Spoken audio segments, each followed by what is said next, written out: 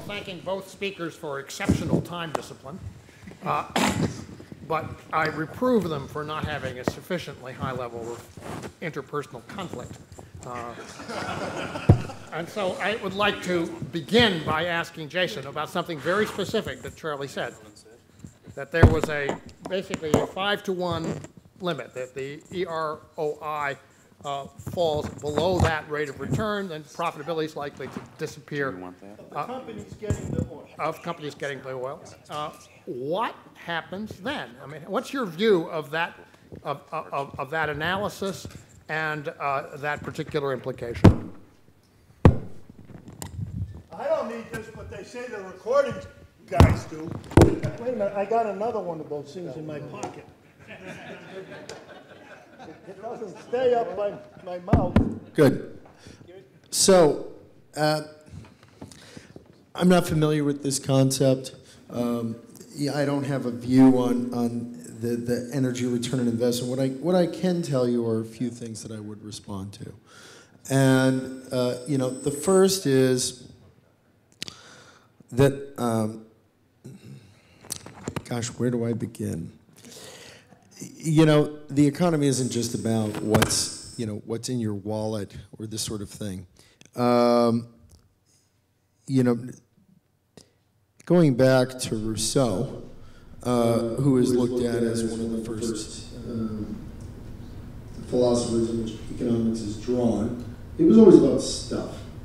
But it's not just things that make an economy. I think we're going to see potentially bigger problems in the future around water than we see around oil.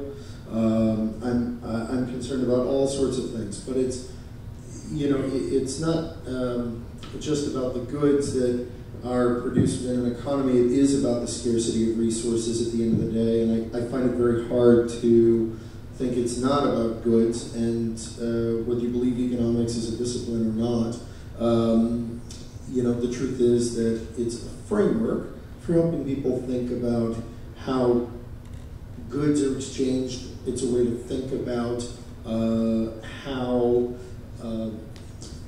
activities occur at the margin. It's about you know, how to think about the relationships in markets. And they're very often guidelines rather than strict rules. I speak of this from the point of an economic practitioner, someone who looks at these things and is expected to make not only insightful or interesting, but also accurate statements to corporate clients that are trying to make real-world decisions, not decisions out while fishing.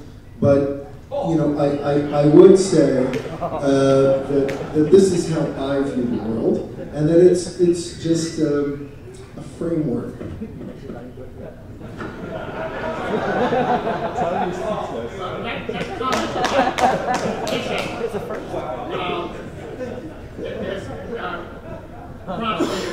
To call in the cavalry, at least in a spiritual sense, because my great-grandfather was a pioneer of exactly this sort of biophysical research.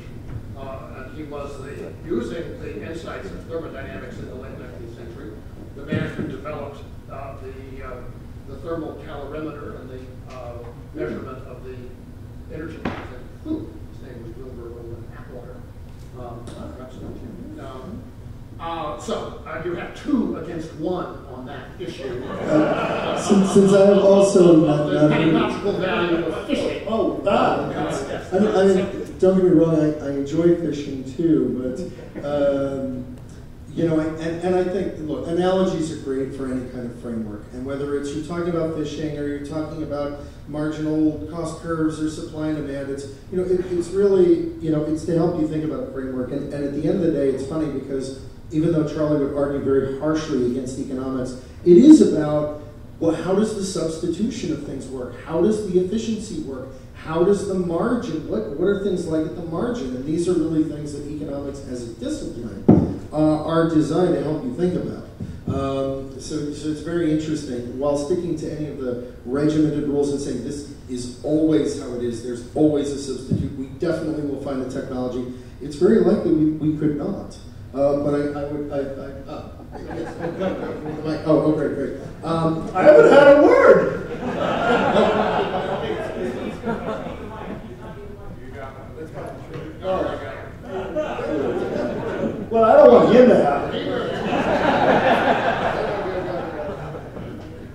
I think there are some universals, and it's called the second law of thermodynamics, and I don't know very many others. I've spent my lifetime studying both natural ecosystems and oil and human-dominated ecosystems, and the more I study them, the more I find so much being the same. And that's a longer discussion over a beer, but I think that my interest in fish has led to all kinds of insights. And if you are academically toilet trained as a conventional economist, there's no hope. Because you start with assumptions that are, in my opinion, simply not true. And if you start to question them, then you cannot go on and get your PhD. John, I'd like to press you a little bit, because I think you did the easy job here of providing a critique of neoclassical economics. I admit it's easy. By no means the first. But at the same time, we are now, if you are right, on the edge of the curve, looking down and facing a situation which is dramatically different. And the main way in which it's different is that, to put it in biophysical terms, the cost of getting resources is getting too high in relation to what you get out of it, right? Which is why those people in the photograph you have of the pumping oil by hand were so thin. Right? So, question, where do you take it from here? What are the policy implications of that situation? What do you have to do to deal with it in your view? Well, I have a number of my students and former students in the audience, and they are always angry at me because I don't take policy positions. And I'm not doing this for a policy position. I'm doing this as a scientist. And it's interesting, when I go and analyze fish migration, nobody ever asks me what's the policy implications of the salmon for changes in productivity in a certain part of the North Pacific Ocean. So because humans are involved, somehow people think, therefore, I have to have a policy. I leave policy up to others. I try to get the science right as best I can. Is that a cop-out? It is a cop-out. My students say that too. Jason, you have a comment? Well, first I need a microphone. You do. Thank you. So what I would say here is, I think you're thinking completely wrong about the value of oil. Completely wrong. It's not about getting the barrel out, it's about the marginal differential of the arbitrage between goods in different places. And it's not just isolated within the United States. And so when we think about what's that value, it's very cheap on a hydrocarbon basis. The value is huge, and the truth is you're probably not going to ever be putting in a barrel of oil to get out a barrel of oil. You'll be putting in a barrel of oil equivalent of some other kind of energy form to explicitly get out that barrel of oil, but you probably won't actually be putting in a physical barrel of oil to get out a physical barrel. As long as that's the case, and the transportation arb of that is going to be greater than the value of energy generated from the other sources, you're going to continue to extract oil, as long as there's any marginal value in either the transport arb value or the arb between the other energy sources used to extract it. I rest my case. I mean, I answer the question. Well, I'm asking you about the arbitrage value between the transport of the physical goods and the differentiation in the energy value. Well, the only problem with what you say is that 2/3, I'm including gas in here, but well, let's not include gas. Let's just talk about oil. Right. It's our most important fuel. It's almost 40% of the energy that we use. We're talking oil, not gas. I'm just talking oil. Okay. Oil, 40%, more or less, 38 or 39% of the energy we use is oil. Oh, so we're going to take coal and use it to get oil out of the ground at 1 barrel of oil for 1 heat equivalent of oil for or whatever, 2 heat equivalents of coal? Yeah, we could do that. We may be doing that. Seems perfectly reasonable to me. Now, it isn't going to be a very nice economy that if we're doing that. But sure, we could do that. I've got no problem with that. Well, I think you will agree And that that I answers did the a pretty question. good job of provoking a little, Get Tad in the back. a little conflict. And what I want to do now is, with the remaining half hour, to challenge the audience to do as well as I just did in getting our speakers riled up. Sir, you have the first effort.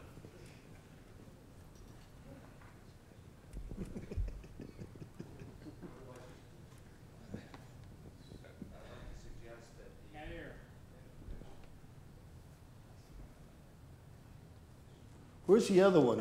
One of them didn't work. Do you have the one that works? This one is the only one that works. Yeah. Yeah, give it to. So we're going to run back and forth.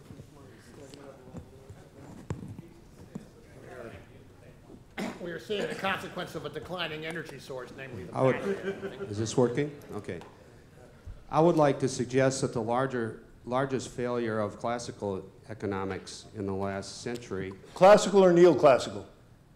I'll put both of them in there, is not the ones within the time frame of the last 100 years. Given the actual resources available on Earth, the technology we develop and everything, the largest failure of classical and neoclassical economics was not to account for what actually happened. And I would also suggest that biophysical economics, as far as you've developed it, would not have worked either. And that is, the classical economists don't know how to account for what happens when there is a shortage of demand for labor inputs into goods and services, because that's really explains what happened with the Great Depression and in 2008. We didn't really run out of anything.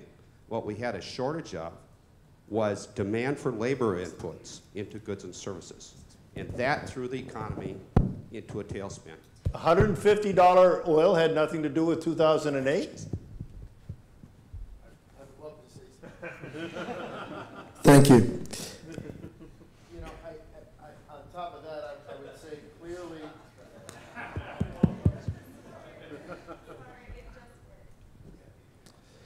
You know, on top of that, I would say clearly overspending beyond your means for a significant period of time, not only on oil, but on other things, and mispriced credit markets that clearly could never happen again. Oh, wait, happened in Europe. Oh, it could never happen again, our own debt. You know, but let's not worry about that. That had nothing to do with it either. You know, I think that that this is a very common problem in the business cycle where you just at some point are ahead of your skis. Get Tad in the back. I'd like to say is that anytime you overspend is you're spending more money than you have energy to back it. Well, we're on that. If I could just ask both of you to comment briefly on this question of financialization, because one of the things that did happen in 2008 was you had a tremendous run-up and then a collapse in the price. Well, and part of that, it has been argued, is due to the fact that you had commodity investors, speculators, basically driving up inventories and giving you, in addition to a high average price, also a lot more volatility. Is that correct, and what are the implications? I was working on a number of trading desks at the time. You know, what I will tell you is that financial markets. I mean, when I was a young budding economist, right out of school, and maybe believed more rigidly things that Charlie argues against. I worked on a trading floor, and someone came up to me and said, "You know, you do some pretty good forecasts." He said, "But you know." What are the two things that really drive the markets? And I said, well, supply and demand. And he looked at me and said, oh man, I thought you were a good economist. They're fear and greed. And in 2008, everybody was greedy for everything, not just commodities, it was everything. And then at some point, the markets just, the technical term for this is puked out. And, you know, at this point, we're still too fearful, I think, but high energy prices definitely played a role, but a lot of things played a role in just overexposing markets that couldn't bear the weight of what was thrown on their backs. Charlie, you want to comment on that? I think I'm in complete agreement. I mean, you know that world better than I, but it's perfectly logical from my perspective. All right. Sir. Microphone coming. We're economizing on microphones. This is what happens after peak microphone. It seems to me that one of the chief economic problems with mispricing oil has been the failure of either that it's marginally priced at basically at the production level. So we don't have a way of pricing either depletion over the long term or waste, particularly right now climate. And so how can we have a market-driven system that ignores two huge costs involved in the basic energy system? Short answer, we can't. You have a... Yeah, no, my answer is that in any economic framework, for decades, people talk about the externalities, the costs to energy and other things that are not fully priced into what you pay. And, you pay for them or you pay for them. And that's kind of how that works. On the decline curve side, I would tell you financial markets pricing sometimes does weird stuff. Forward curves are historically very poor predictors of price. And I spent a couple days this week meeting with 14 different clients in Houston. And they're all in the energy space. And the conversation was, why is the WTI Brent spread likely to narrow next year? The forward curve for WTI, is pretty flat. Why in the world would in 2014 or 15 you see the price of WTI be right where Brent is? And the answer is that the forward curves are wrong, and that the forward curves are pricing in an interest rate differential in the future off of the current spot price. And they're not appropriately pricing in the actual physical moves that are going to happen of a reintegration of WTI with the Gulf Coast when the Seaway pipeline opens in 2013, and they're only going to believe it when the physical barrels start flowing. So is the market efficient? Well, from a cost of capital standpoint, you're pricing in the forward curve off a differential of interest rates off the spot, whereas they're not fully prepared to price in future months off of this physical action because they're just not willing to price it in. And financial markets can remain irrational far longer than we can remain solvent. Which still raises a question, and I'll come to another question momentarily, but what do you do about these vast externalities, including climate? I mean, again, Charlie wants to avoid policy questions. I don't see how you're going to... I go fishing. Huh? Fishing is a fine idea when faced with no such solution. So, right in here, in the middle. Well, wait a minute. There is no solution. Of course there's a solution. Okay. The solution is that in here I believe in markets. The markets will adjust, and civilization will stumble forward, and we'll have, I would guess, a lot less affluence.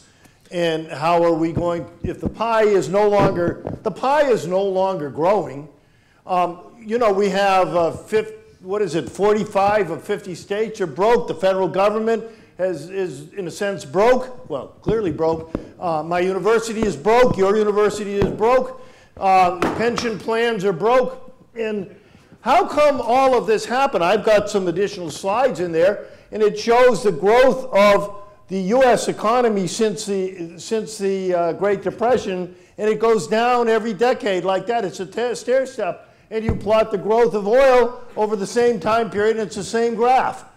What's going on? Well, I think we know what's going on. You can't invest anymore, maybe you can, in the stock market in general and expect to get the old 3 or 5 or 10% real return every year on the average that like everybody used to. Why? Well, the economy, I think, is not growing, and please, somebody ask about this question of efficiency. Before we move on, I want to add something about the externalities question. Let's go on and get another question. We've got a lot of people who want to participate. Go ahead. A popular idea these days is that crude oil prices can only go so high because they will induce the next global recession. I think. The question, the answer I'm fishing for is, first of all, what do you think the number is? Do you think that $147 in 2008 was actually the catalyst that caused the credit crisis? But more importantly, how would you model that going forward? How would you develop a model for forecasting what that number is on a go-forward basis? I'll be real quick here and then hand it over to you, but I don't want to discount greed and corruption and financial malfeasance. There's quite a lot of that in there. You can get away with that when you're pumping more oil out of the ground every year. It's tougher when you're not pumping more oil out of the ground every year. I would add two things. On the greed side, by the way, it's not just the big banks or the big investors or the big funds. We all want to see our 401ks, IRAs, retirement money, stock price. We all want to see that money go up, right?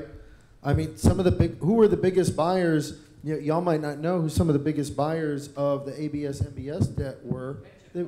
Well, not only that, they were German Sparkassen and Landesbanken were some of the biggest buyers, right? They had a very conservative mandate of what they could buy, and of course the credit rating agencies had essentially there was a misalignment of incentives since they're publicly traded and people buy their research and they sell research, but you can only sell research if the credit rating is high enough where institutional investors and others are interested in it. So there's actually an incentive to give as high a rating as possible, to sell as much research as possible, because as a ratings agency, your job is to sell research, and that's in the best interest of the defense of shareholder value.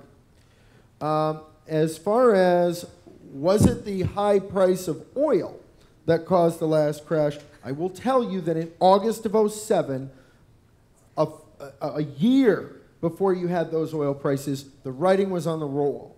I personally sat on the big corporate risk committee of a large investment bank, and I will tell you, in August of 2007, we knew it was over. I would just interject parenthetically that I have an article with fellow economist with a biophysical persuasion named Jing Chen in the Cambridge Journal of Economics that makes the opposite argument from the one you just made, Charlie, about the relationship between fraud and energy surplus.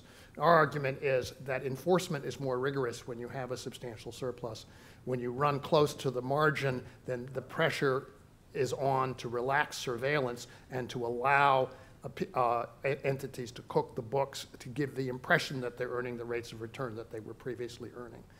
And that's our interpretation of the secret. From my interactions with corporate clients that are interested in doing cost leadership projects to improve their margins, to get to a better EROI, that happens when the price actually is lower. So I actually would come in on Charlie's camp. We'll see. Okay. Sir. That's all right, he's got the microphone. We'll come back to you next. So I went through the heat anger already, so I'm trying to kind of, be gentle.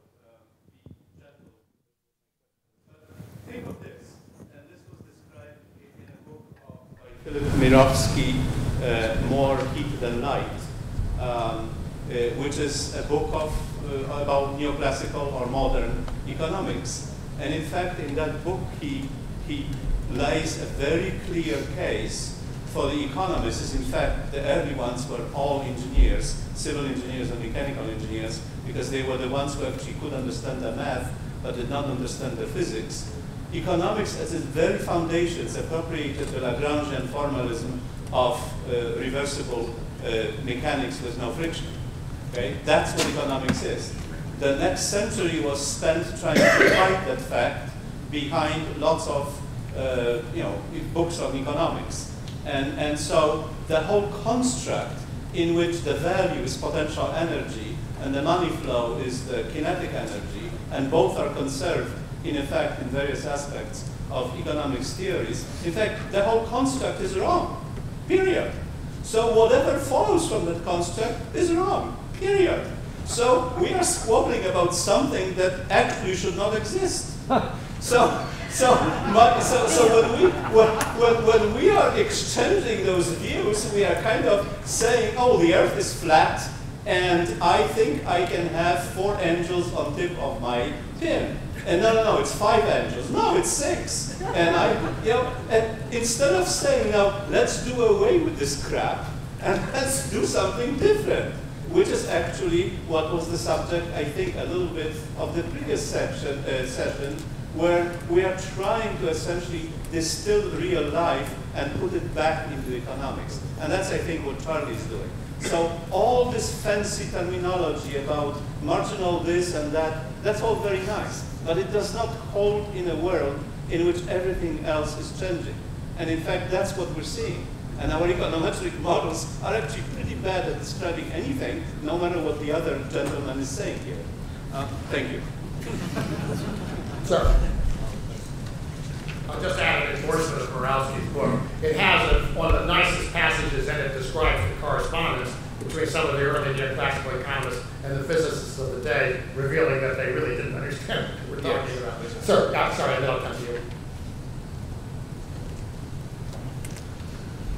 I'd like to ask Mr. Schenker to clarify one of his earlier answers.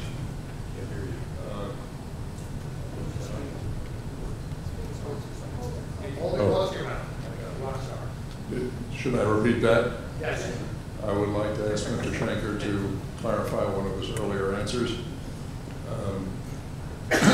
The Gallup organization now has the ability to conduct surveys worldwide.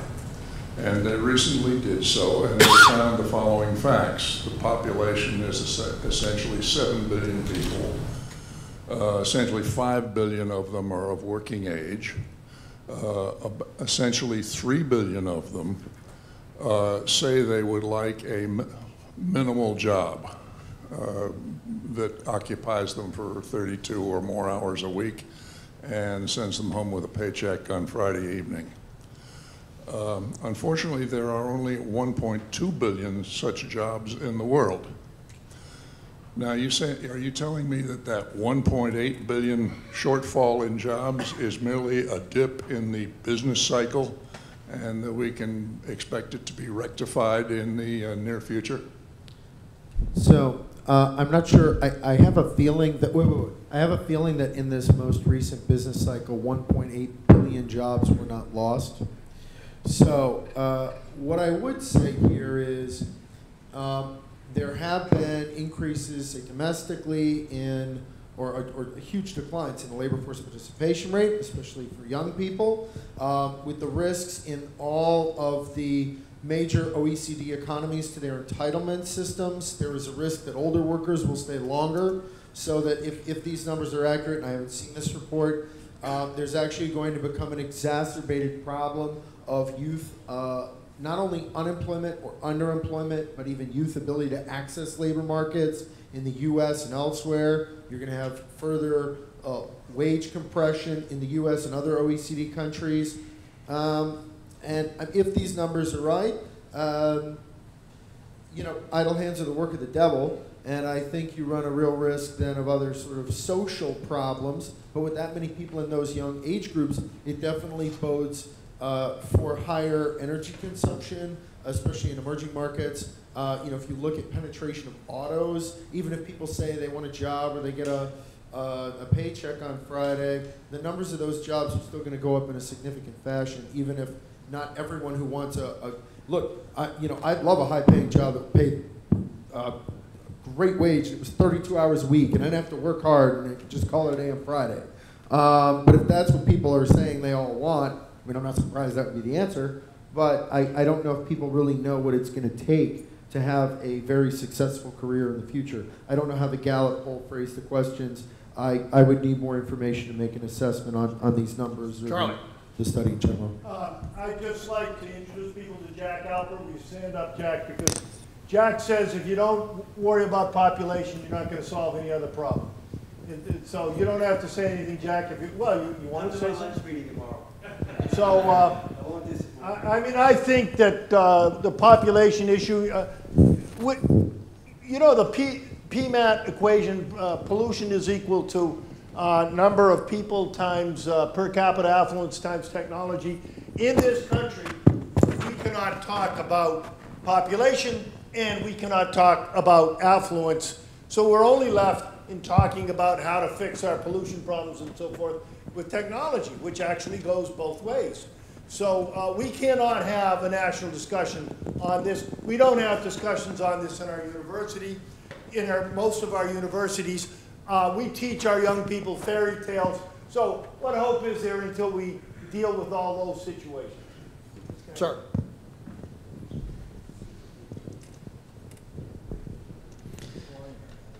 In 2005 and 2006, many people saw the writing on the wall, but few were able to support this by a model of how the economy works. In a paper, no one saw this coming. A few people were cited that had a model called a post-Keynesian dynamic systems or accounting model, such as Dean Baker, Michael Hudson, Steve Keen of Australia, Nouriel Roubini, Peter Schiff, Robert Schiller. I would argue that they, beyond being the neoclassicals, who are really geocentric, that believe the Earth is the center of the universe, they're at least heliocentric, and they believe that the Earth travels around the sun. But they don't seem to account, what Charlie is saying, energy into the equation. They do account money, debt, and banks, which is unlike the neoclassicals.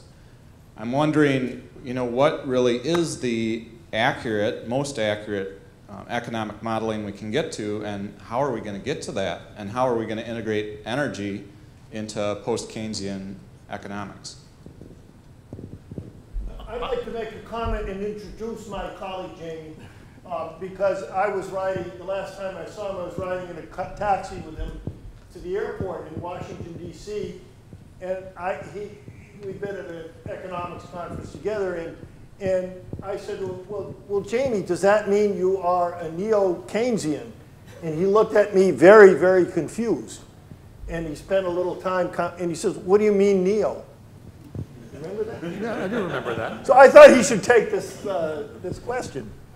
The people I think are most relevant in the list you gave were Steve Keen, and there was one other. Schiff and Schiller are really quite different. Michael Hudson, yes.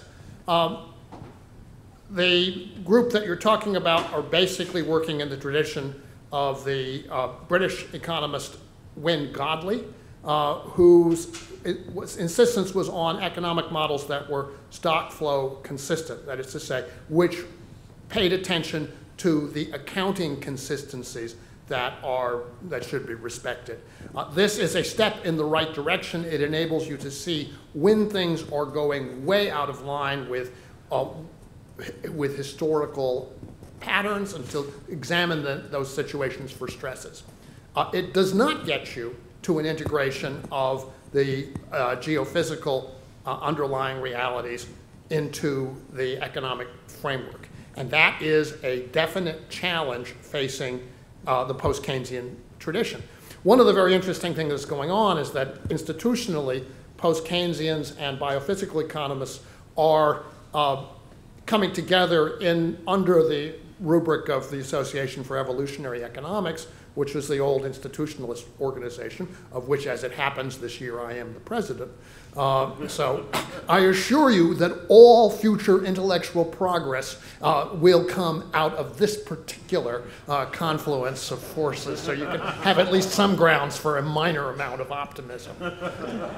Sir.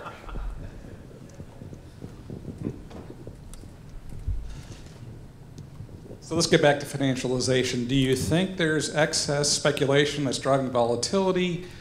Does it need to get reined in? And is the only mechanism to rein it in increasing margin requirements, reducing leverage, or how would you effectively do that? If there is a problem, if you agree there's a problem.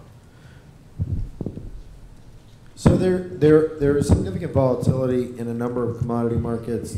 The argument to, and there's already moves to sort of change. God, this is awful. There are a number of.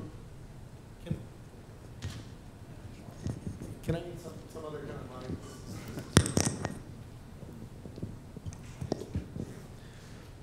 There already are a number of moves to address this, and a number of financial institutions that in many ways looked more like energy companies that also had a bank are being forced to unwind some of their physical positions in which they were trying to really optimize around assets in the way that utilities and energy companies put icing on a cake, but instead focusing on the icing rather than the cake itself. The benefit of having liquid and deep markets despite how volatile they may be, is that it does allow, especially companies that want to engage in risk management, to actively and easily access these markets. Whether it should be changed, changes are already coming in a significant fashion. And I can tell you that markets that are less liquid, like some of the metals, the volatility can be worse. And the truth is, if there was a more liquid market in the way oil is liquid, it would probably be a better advantage to those companies that are in those markets, if that makes sense. Okay, let me go here. We have time, I think, for 2 more. So I'll take you, and I'll take you, maybe 3. You've got time, Dr. Galbraith. All right. Let me stress people's patience too much. Okay, I'm not sure which side of the divide this comes to, but looking at it from a practical point of view, and I do have a more engineering science background, the diversion of resources from consumption to long-lived, energy-producing, preferably renewable, and energy-efficient infrastructure is the best public policy going forward. And in other words, simply reduce the percentage of GDP devoted to consumption, increase the percentage of GDP devoted to energy efficiency and energy production, particularly non-depletable energy production. And any thoughts on? How can we argue with that? I mean, it's tough. We all know that the alternatives, solar alternatives, et cetera, are tough in the financial markets, and I believe that they're tough because they don't have as high ROI as some of the dirtier stuff like coal. So maybe it comes to an issue of should we be putting more externalities into our physical and financial assessments. I've got no problem with that. But we have a situation where the world thinks they're owed consumption, and consumption has stopped growing in Europe, in the US, in Japan for 2 decades, and they've lost not 1 decade but 2. This is a new ballgame. And we think that there are physical reasons for it. There's lots of oil in the world, but there's not lots of high EROI oil, and the alternatives aren't so great either. So how are we going to go from here, especially when we're not even doing the analyses, in my opinion? We don't support our universities in their energy programs. If we do, we say, oh, let the market take care of it. Somehow, all of the market economics has captured the stage when we should be having discussions. I don't like to use my science to defend this point of view or that. I like to use it to try to get at what the actual situation is. And I think in general, we don't know these things because we don't train young people to think, in my sense, but perhaps yours too, properly, how to think about the problems. My thoughts on this is that oil is still too cheap. You know, you say, oh, renewables would be great, it's the best thing. As Charlie pointed out, the EROI is not there. You can throw on, you can, you know, you can quite say that. You can throw on the carbon tax. You can increase the regulation. You can raise the cost. You can increase the externalities, or you can wait for the price of oil to rise. But the truth is, oil is still too cheap for the return on investment for alternative energy to make sense without subsidies in many different cases. You're only addressing the minor part. I think the larger emphasis should be on increasing energy efficiency. Well, yeah.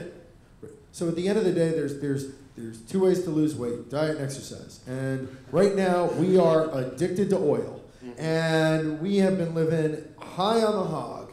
And there are 2 ways out of it: we consume less, and we try to we need to either produce more or substitute out something for it. And you know, that's the only 2 ways out. So watch out for Jevons paradox. While the microphone is going over to the other side of the room, why don't you say a word about? Oh, it's a lot, but it's this. When Stanley Javon's, long story, it was a beautiful story. The When microphone Javon- has arrived, so. All right, when England made steam engines more efficient, they became cheaper, and it ended up using more oil, more coal. Charlie just sort of attacked my question. I was going to ask specifically, I just did an analysis a couple months ago, so I wanted to throw this at Jason and see what his thoughts were in general. Since 1950, average US vehicle miles per gallon has gone from about 12 miles per gallon to about 22.5. But driving miles per capita has over tripled from 3,000 to about 10,000. And therefore, you had a slide that said when fuel efficiency goes up, demand will go down. When clearly over the last 50 years, 60 years, that hasn't happened. Except the exact opposite has happened. I was just wondering, how does your economic background confront data like that? Well, when I look at the miles driven and I look at the miles per capita, I think some of this, I would have to look at the numbers.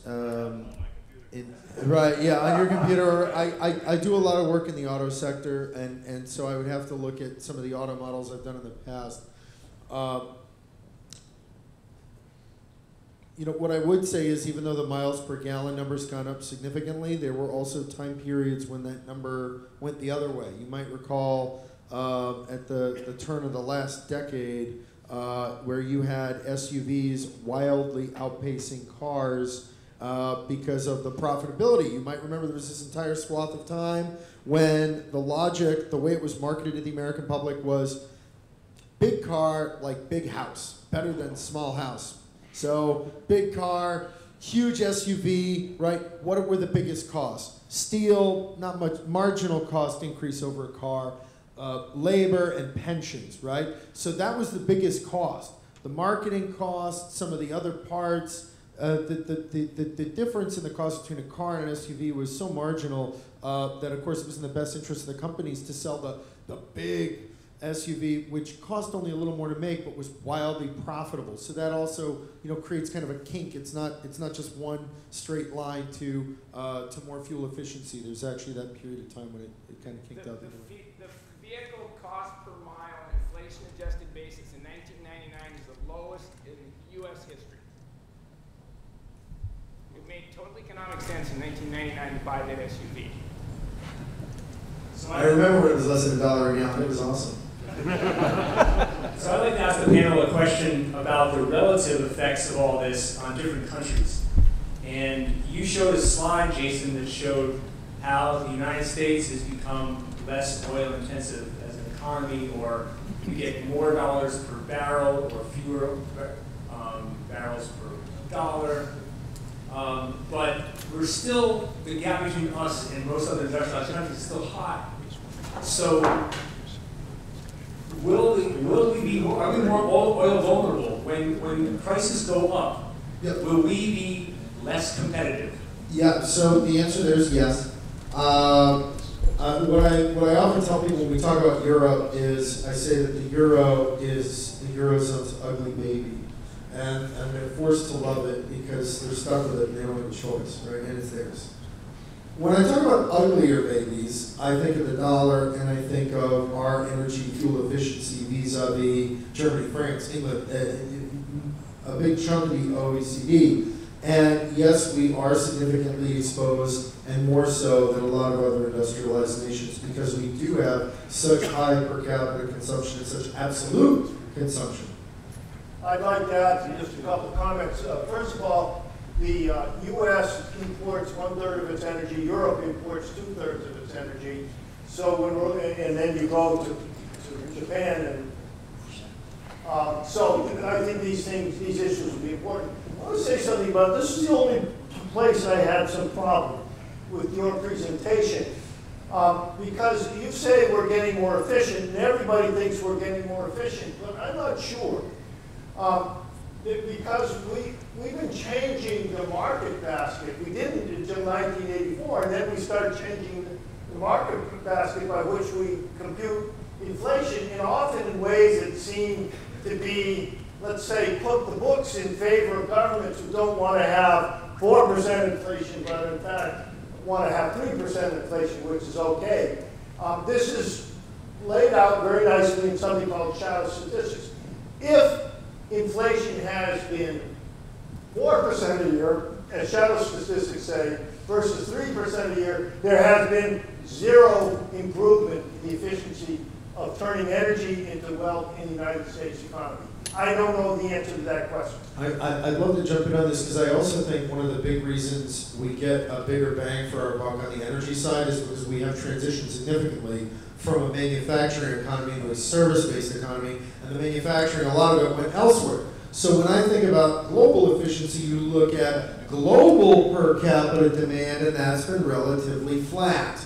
So I feel there's been some level of efficiency on that point, but in the United States, it might just be because we had a change in the amount of physical stuff that we're manufacturing. I agree very much with that. Okay, on that note, I think I will bring this session to a close. I do have one bit of advice since Jason made this comment about ugly babies. It seems to me that another takeaway we might add is don't have any more. And, you know, I guess it's not a great risk, but also pass the word to your children. I don't know. I read M. King Hubbard in 1969 when I was, I don't know, 24 or something, and I made a decision not to have any children. Yeah, well. And I have none to my knowledge. I'm a great fan of that myself. I do want to say to thank the panelists for an extremely lively and thank the audience for their participation. And we are adjourned, I think, until tomorrow. Liquid fuel, I believe, is available. One brief announcement. I run an energy listserv. If you want to be on it, it's all kinds of stuff about once a week. Give me your card with ELS written on the back. I would also add, if you want to get a trial of my research, come up. I'll give you a card. Thanks. All right, let's have a big hand for our moderator as well, and our panel.